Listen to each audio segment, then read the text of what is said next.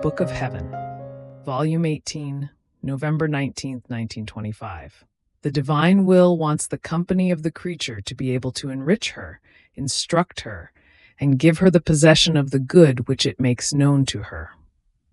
I felt as though immersed in the immense sea of the supreme will, and I would have wanted, as my lovable Jesus tells me, to let nothing escape me of all the acts it has done, does, and will do, which for Jesus are one single act, and to be always with this divine will in order to give it my little requital of love and of thanksgiving.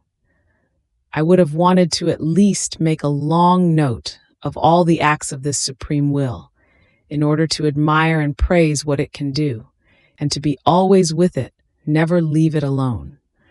But, alas, my littleness is such that I get lost, and I don't know from what point to take it in order to follow it, because I find it everywhere, and always in the act of operating surprising things, both in the great and in the small things. But while I was thinking of this, my sweet Jesus, coming out from my interior, told me, "Daughter of my holy will, one who is daughter must know what her father does. She must know what he possesses, and must be able to say to her father, 'What is yours is mine.' If it is not so, it means that there isn't highest accord between father and daughter, or that maybe she is not a legitimate daughter of this father. In the same way, one who is a true daughter of my will must know what it does and the immense goods it possesses. To live in my will is precisely this, to keep company with all the acts which my will does.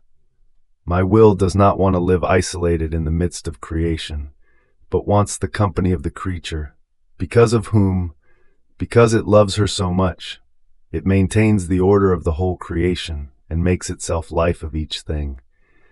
And when it finds the soul who keeps it company in this life which it maintains in the whole universe, my will rejoices, makes feast, and feels happy. It finds the one whom it loves, and by whom it is loved in return. It finds one to whom it can make itself known, and what it possesses, and in its happiness, it narrates to the soul the secrets of its volition, its value, and its surprising effects. But this is nothing. As it narrates its knowledges, what it does and what it is, so it makes to her the donation of what it manifests to her. More than a valid script, it is knowledge itself that has impressed in the soul, with characters of light, the possession of the goods which the knowledge of it contains. Oh, how beautiful it is to see the sanctity, the power, the immensity of my will dwell with the littleness of the human will, in the act in which it keeps it company. It wants to give always, it never stops. It wants to see the littleness beautiful, rich, powerful. It wants to keep it always close to itself, to be able to give to it always. There is nothing more beautiful, more gracious, more surprising to be seen than a soul who tries to follow the acts of the will of her Creator.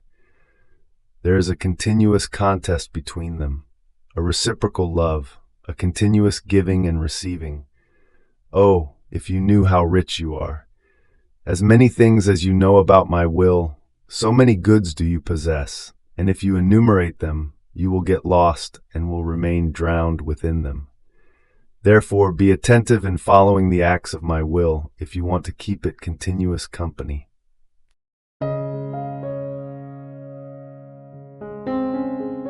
Thank you for being a part of our community here at Divine Will app. If you enjoy listening to Jesus' lessons on how to live in the divine will, please give this video a thumbs up. Your likes help us reach more souls yearning to live in the kingdom of the divine will. We'd love to hear your thoughts and reflections, so drop a comment below. Your insights not only enrich our community, but also inspire others on their spiritual journey. And don't forget to subscribe to our channel. By joining us, you're helping to spread the news of the kingdom of the divine will, so that together we can bring His kingdom to reign on earth as it is in heaven. In the divine will, always.